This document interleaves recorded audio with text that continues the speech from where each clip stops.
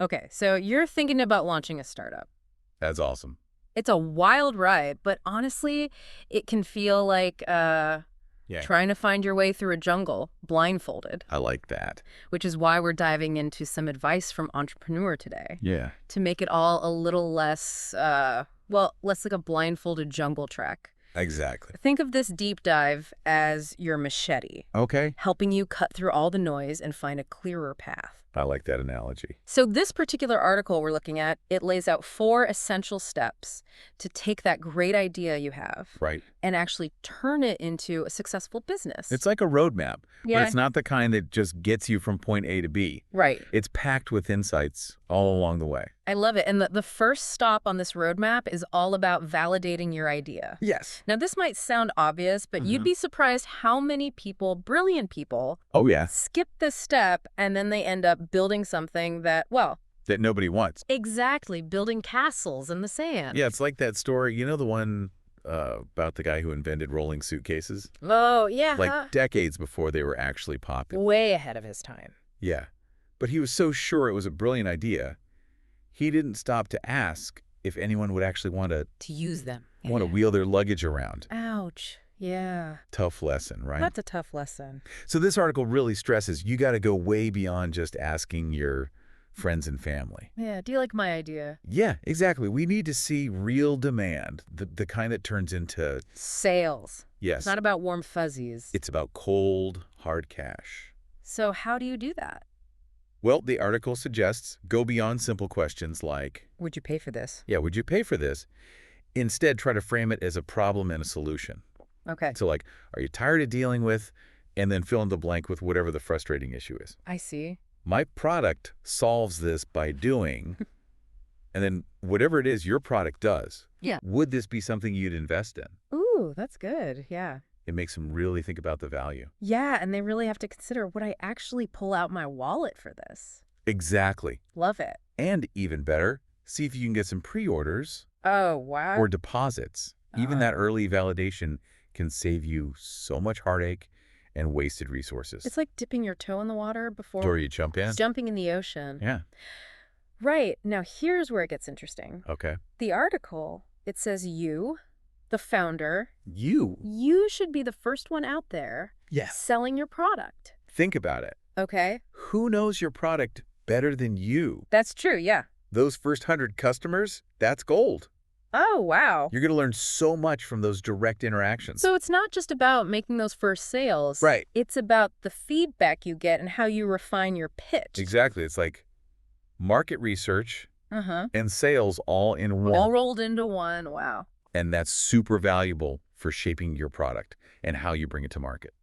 What if someone is amazing at coming up with ideas, a brilliant innovator, Mm-hmm. but selling just isn't their thing? Like, Right. Right. is the startup dream over for them? No, not at all. Okay. The article suggests think about bringing on a co-founder, someone who's really good at that. Who can be that voice. Yeah, the voice of the product. Yeah. Well, you focus on what you're best at. So it's all about, Playing to your strengths. yeah, and building that team. Yes, That can really handle all the different parts of building a business. absolutely. But even if you're not a natural salesperson, Mm-hmm. don't be afraid of those early customer interactions. Okay. The lessons you'll learn are priceless. All right. So let's say you've got your idea validated. Okay, You have those first customers, and they're loving what you're doing. awesome. What's next on the roadmap? Time to shout it from the digital rooftops. Okay. I like that. Step 2 is all about building a strong online presence. Makes sense. I mean, in this day and age, if you're not online, you practically don't exist. You're invisible. So what does that look like exactly? Okay, so you definitely need a website Yeah. that looks professional, that's like your virtual storefront. Uh-huh. And social media is crucial. Okay. But the key here is focus. You want to be on the platforms where your target audience is. Right, where they're actually hanging out. Exactly. Don't waste your time shouting into the void. Yeah, it's about being strategic, making sure you're reaching the right people. It's not just about being present online. Mm-hmm. It's about being present in the right spaces. Love it. And that also means making sure your website is optimized so people can actually find you. What do you mean? We're talking SEO, SEO, okay. search engine optimization. It's not just some technical jargon. Right. It's about making sure when people search for solutions, Yeah. they can find you. So they don't get lost in the sea of the internet. Exactly. It's like, imagine having the best restaurant in town, Okay. but it's hidden down some dark alley. With no sign. Yeah, no sign, nobody's ever going to find you. Even if the food is amazing. Right. SEO is like that big neon sign that says, hey, we're here, Okay, that makes sense. pointing people right to your door. So a solid digital presence. Yes. It's not just about how it looks, it's about making sure you're discoverable. Exactly. Now, what about online advertising? Yeah. Is that something that a startup should be thinking about at this stage? It can be a really powerful tool, especially platforms like Google Ads or Facebook Ads. Okay. You can target specific demographics and interests. It's like, A laser focus. yeah, laser-focused marketing. Putting your message right in front of. The people who are most likely to be interested. It's like going from casting a wide net to using a spear Yeah, I like that. to catch exactly what you're after. Perfect analogy. So now we have a validated idea, a killer online presence. What's next? What comes next on this startup journey? Time to roll up our sleeves and get into the nitty-gritty. All right, let's do it. Step 3 is all about defining your operations team. This is where it gets real. This is where the rubber meets the road. We're talking nuts and bolts, making the whole business machine run smoothly. Exactly. Who's handling customer service? Who's managing inventory? Who's processing orders? It's a lot. It is, and it's crucial, especially if your business uses technology at all. Right. You might need a co-founder or an early employee with expertise in software development or product management, or even just someone who knows how to use tech to streamline things. I like to make things run smoother. Yeah, think about all the tools and platforms you're using to run your business. Okay. Your website, email marketing, accounting. Yeah. You need someone who knows how to use all that stuff. To make sure it's all working together. Yes, to maximize efficiency. It's like building the engine of a car. I like that. All those parts have to work together perfectly to make it go. And even if your engine is just you and a partner right now, Yeah. it's still important to be clear about who's doing what.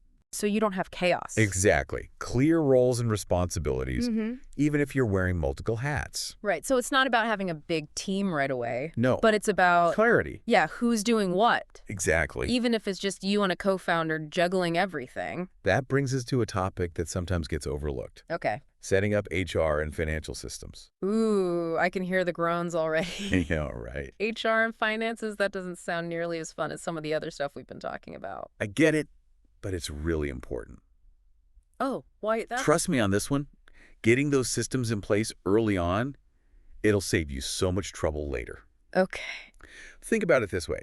As your business grows, you're going to start hiring employees. Right. You're going to need a team. You'll need systems for things like payroll, benefits, performance reviews, and on the financial side, you need to track your income and expenses, manage cash flow, make sure you're following all the rules. Regulations and all that. Yeah, it's like building the infrastructure of your business. Okay. The stuff people don't really see, but it holds everything together. And if you don't have a strong foundation, the whole thing can Crumble. Exactly. So it's not just about avoiding those legal and financial headaches down the road. It's about making sure your business can grow in a sustainable way. Exactly. And it's much easier to set these systems up early on when things are still relatively small. Right. Than trying to do it later. When things are more complicated, yeah. It's like trying to build a basement Yes. after the house is already standing. Much harder, right? Yeah. So much more disruptive. Do it right the first time. Absolutely. So we've talked about validation, building a digital presence, now defining your operations team and putting those HR and financial systems in place. Right. What else? There's one more key element that the article touches on. Okay. Adaptability. You mentioned this earlier. I did.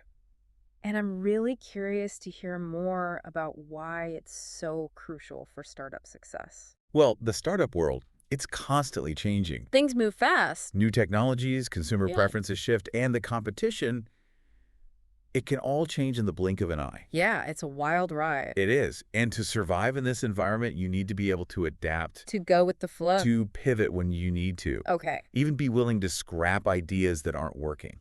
So it's not about being indecisive No, it's about being responsive. to what the market is telling you. Exactly. So it's not about having a rigid plan. Right. It's about having a clear vision, but being willing to adapt how you get there. Exactly. Okay, so I guess it's like navigating a ship through a storm. I like that. You're constantly adjusting your course based on the wind and the waves. Absolutely. And that brings us to the end of this segment We'll be back of our deep dive to wrap things up. with some final thoughts and actionable insights for aspiring entrepreneurs.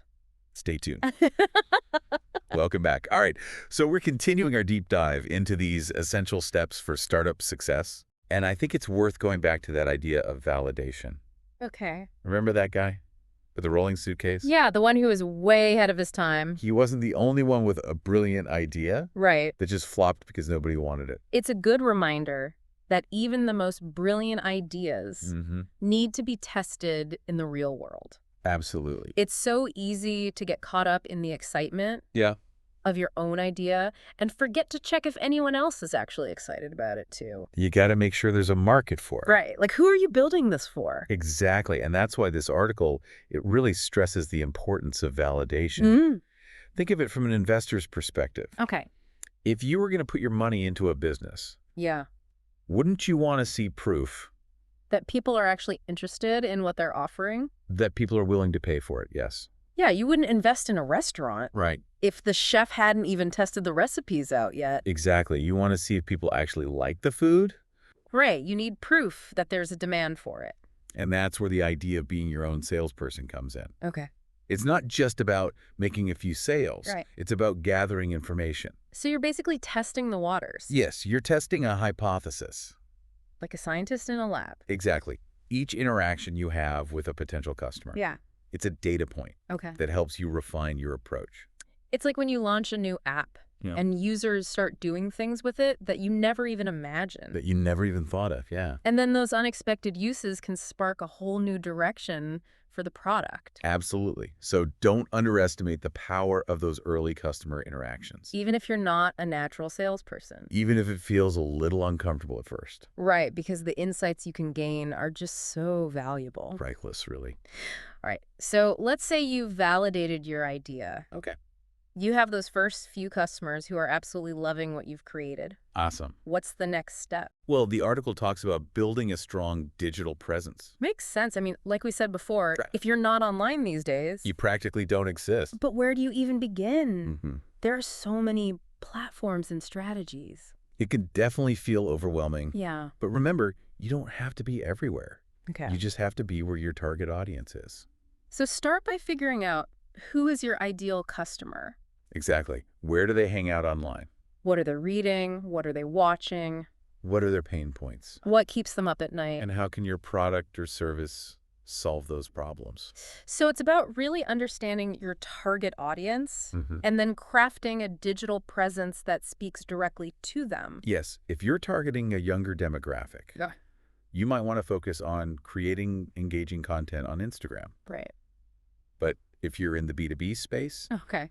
LinkedIn might be a better bet. It's about choosing the right platform for the right audience. Precisely. Yeah. So it's not just about having a fancy website Right. and posting random things on social media It's about creating a cohesive online experience. that attracts and engages your ideal customer. And don't forget about SEO. Oh yes, SEO. Search engine optimization. So important. Yeah, it's not just a technical buzzword. It's about making sure your website shows up in search results.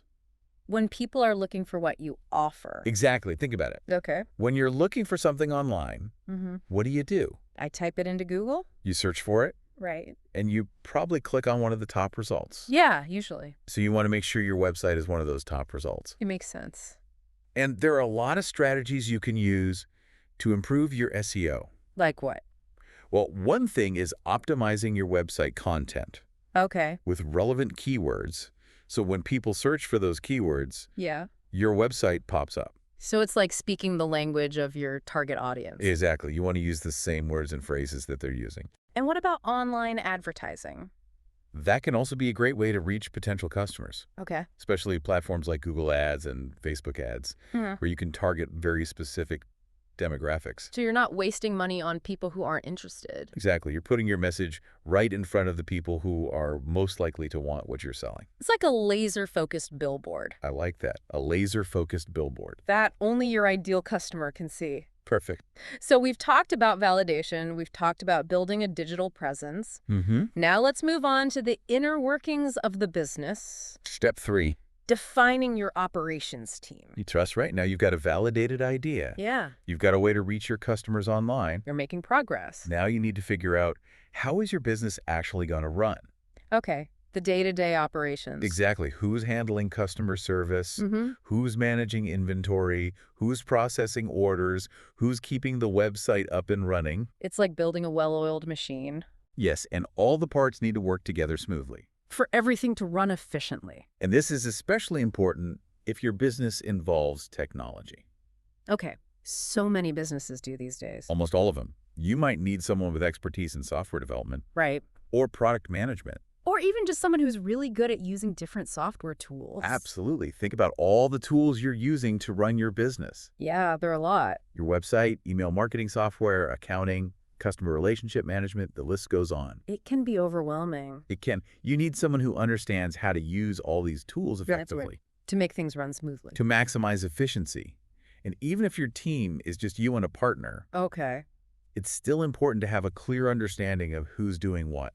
So you don't step on each other's toes. Exactly. It's about creating clear roles and responsibilities. Even if those roles are being filled by the same people wearing multiple hats. Right. And that brings us to a topic that often gets overlooked: setting up HR and financial systems. I can already hear the groans from all the entrepreneurs out there. I know it's not the most exciting part, Not the most glamorous part of building a business. but it's crucial. Okay, convince me. Think about it. As your business grows, Yeah. you're going to start hiring employees. Okay. You need systems in place to manage things like payroll, benefits, performance reviews, Mm-hmm. and on the financial side, Yeah. you need to track your income and expenses, manage your cash flow, make sure you're complying with all the regulations. It sounds like a lot of paperwork. It can be, but it's important. Okay, so it's like building the foundation of your business. Exactly. It's the stuff that people don't really see. But it's essential for holding everything together. And if you neglect these things early on, Yeah. it can cause serious problems down the road. So it's not just about avoiding headaches. It's Mhm. about setting your business up for sustainable growth And it's much easier to put these systems in place early on when things are still relatively small. than to try to do it later when things are more complex. It's like trying to add a basement to a house after it's already built. Exactly. Much more difficult and disruptive. So get it right from the start. Absolutely. Okay, so we've talked about validation, Mm-hmm. building a digital presence, Yes. defining your operations team, Right. and setting up those HR and financial systems. And there's one more thing: What's that? adaptability. You've mentioned this a couple of times. I have. Why is it so important? Because the startup world is unpredictable. Things change quickly. New technologies emerge, consumer preferences change, the competition heats up. You have to be able to roll with the punches. You have to be able to adapt. So it's not enough to have a solid plan. Right. You have to be willing to deviate from that plan when necessary. Exactly. You need to be flexible. Okay, so it's like navigating a ship through a storm. I like that analogy. You have to constantly adjust your course based on the changing winds and waves. And that brings us to the end of this part of our deep dive. Okay. We'll be back to wrap things up. With some final thoughts for all those aspiring entrepreneurs out there. Stay tuned. Okay, so we're back For the final part of our deep dive, into launching a successful startup. we've covered a lot. From validating your idea, Building a digital presence, defining your operations team. and setting up those sometimes overlooked Yeah. HR and financial systems. And as we wrap things up, Mm-hmm. I want to make sure we really emphasize one key takeaway Okay. that's woven through all of these steps. What's that? Adaptability. Yes. The startup world is, It's constantly changing. it's dynamic. What works today might be obsolete tomorrow. It's like surfing, right? Yeah. You have to constantly adjust to those waves Yeah, you can't just stand still. if you want to stay on top of them. Exactly. And that's why it's so important for entrepreneurs to really cultivate that mindset of flexibility, To be open to change. to pivot when you need to. To even scrap ideas that aren't working. And that's not being indecisive. It's about responding to what the market is telling you.